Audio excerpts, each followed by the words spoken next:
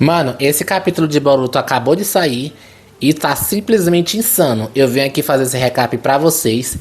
Se vocês querem ver mais recap de Boruto aqui, se inscreva no canal ativando o sininho e deixe seu like, que isso faz eu trazer mais conteúdo de Boruto aqui pra vocês. Sem enrolação e bora pra leitura.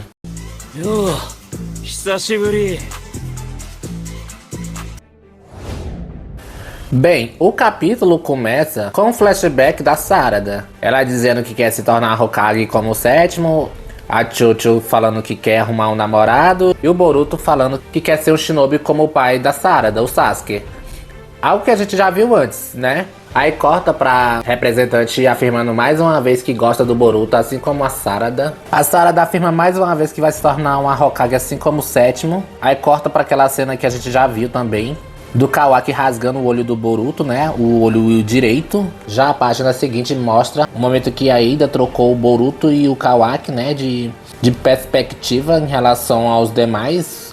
O Boruto como o vilão que matou o sétimo e o Kawaki como se fosse o filho do Naruto. Bem, a gente já viu tudo isso, né? Então nem vale a pena se prolongar muito nesses flashbacks aqui. Na página seguinte temos a Sumire deduzindo que isso é coisa da Ida. Como ela e a Sarada foram as únicas a não ser afetadas com esse poder dela, ela sugere que ela que fez isso com o Boruto, o que fez a Sarada despertar o Mangekyo Sharingan. Aí temos uma pequena explicação do Sasuke, né, dizendo como o Mangekyo Sharingan é ativado, que sempre é através de um choque emocional extremo, que no caso foi ela ficar basicamente com pena ou injuriado com o que aconteceu com o Boruto, né, de todos eles acharem que ele que matou o sétimo Hokage.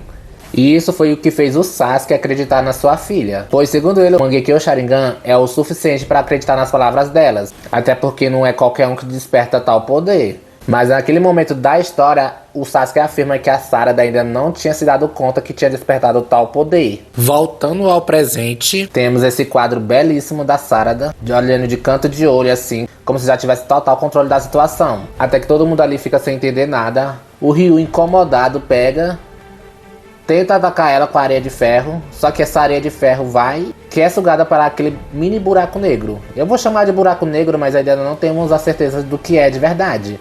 Mas até então vai ser chamado assim. A areia toda é sugada, o Ryu ainda fica sem entender nada. Isso a Sarada pede pro Mitsuki cuidar do Araya e da Yodo e concentrar em se proteger, porque ela própria vai dar conta da situação.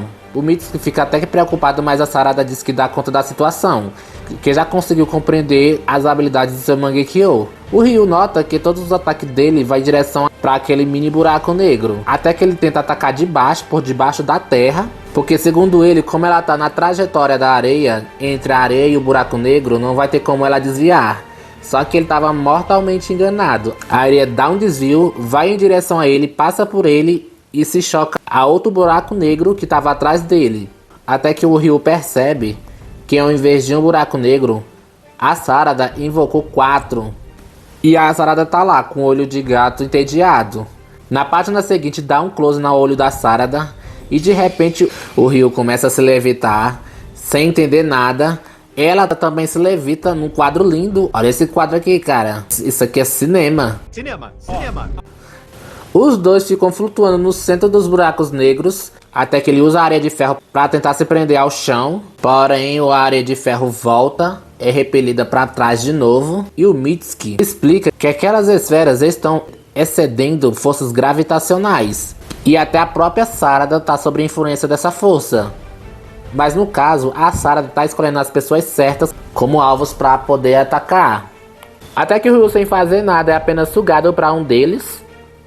A Sarada fala que esse tempo todo estava desviando seu olhar e que nunca conseguiu fazer nada a respeito de toda a desgraça que estava acontecendo. Isso tudo por medo. E que os sentimentos que ela tinha pelo Boruto, ela enxergava isso tudo como fraqueza e ficava rejeitando tudo, até o poder escondido dentro dela. Mas isso tudo, segundo ela, sem se dar conta. O Ryu, de novo sem entender nada, afirma que ela tá maluca, até que ela faz um shift no olho. Esse efeito vai fazer quando for animado, vai dar o close no olho e fazer psh, e de repente o Ryu é pressionado sobre essa massa preta, que eu acho que nem é mais buraco negro, e ele tá sendo esmagado aqui. A pressão gravitacional tá cada vez mais forte, e nisso a Sarada afirma que não vai ficar mais desviando seu olhar. Senão desse jeito não vai conseguir salvar ninguém.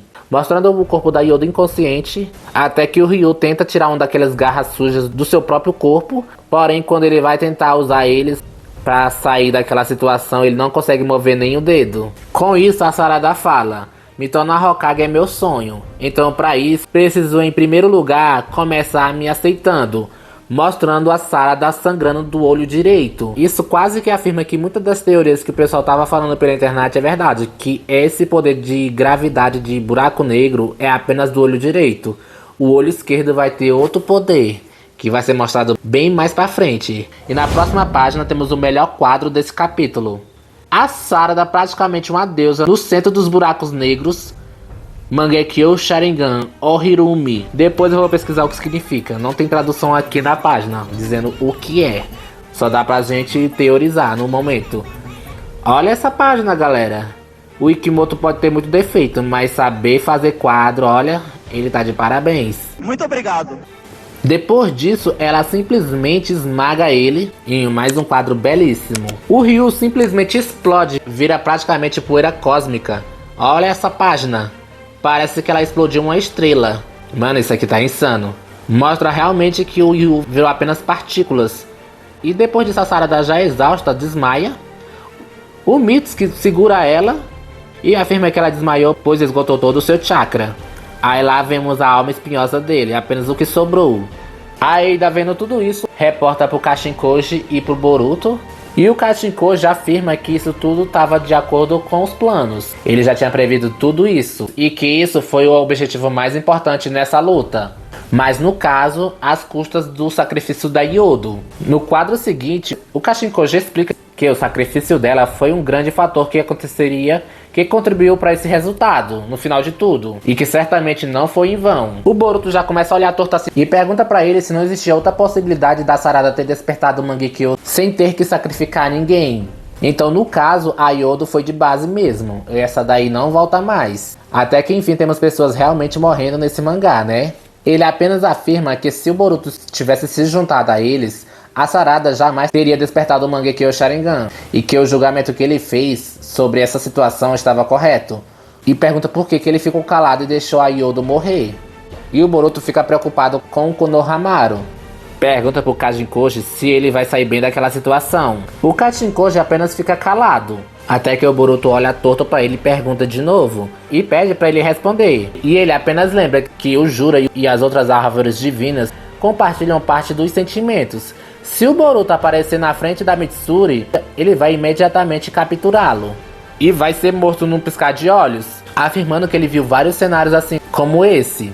Na página seguinte, corta pro Konohamaru sendo encurralado pela Mitsuri. Ela simplesmente pega aquelas faixas daquele casaco dela, não sei o que é aquilo, e prende nos dois ombros do Konohamaru até o sangue dele escorrer pelas mãos. E ela mais puta do que nunca, querendo matar ele.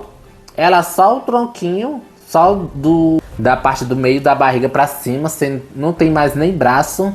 Fala que não vai perdoar ele por ele ter traído a confiança dela. Até que uma shuriken aparece no ombro dela e de repente chega ele, o brabo, o destemido, o que foi zombado por todos, mas que hoje cala a boca de todo mundo, Boruto Uzumaki. E chega metendo a peixeira no clone da Matsuri. Nesse quadro belíssimo, ela vira um monte de pedaço de madeira. Pelo menos é o que aparenta ser. E na última página temos o clone da Matsuri toda ferrada. O Kashinkoji morrendo de raiva porque o Boruto não seguiu as ordens dele. E o capítulo termina com um close no Jura, dando indício que no próximo capítulo ele vai dar as caras e que vai haver um confronto entre eles dois, deixando a gente hypado porque vai vir, mas infelizmente só mês que vem. Esse capítulo foi bem bom, muito bom na verdade, melhor que os últimos dois. Tivemos o Mangekyo da Sarada, o Boruto imitando mais uma vez e só deixando a gente hypado porque vai vir a seguir. A única coisa que eu não gostei desse capítulo foi esse flashback. Que flashback em mangá pra mim, só se for algo inédito, se for algo que já aconteceu, pra mim é descartável, não tem porquê. Mas fora isso, valeu a pena a espera. A gente só precisa saber mais sobre esse Mangekyo da Sarada. A gente não sabe mesmo se é o buraco negro, mas de qualquer jeito foi muito foda. A Sarada tendo finalmente destaque. Eu só espero que ela mostre mais dessas habilidades nos próximos capítulos. Mas se você quer ver mais recap Sempre que sai um capítulo novo de Boruto to Blue Vortex, se inscreva no canal, ative o sininho, deixa o like nesse vídeo, comente se você gostou do capítulo, viu que eu posso trazer mais conteúdo de Boruto pra vocês. Até o próximo vídeo. Falou!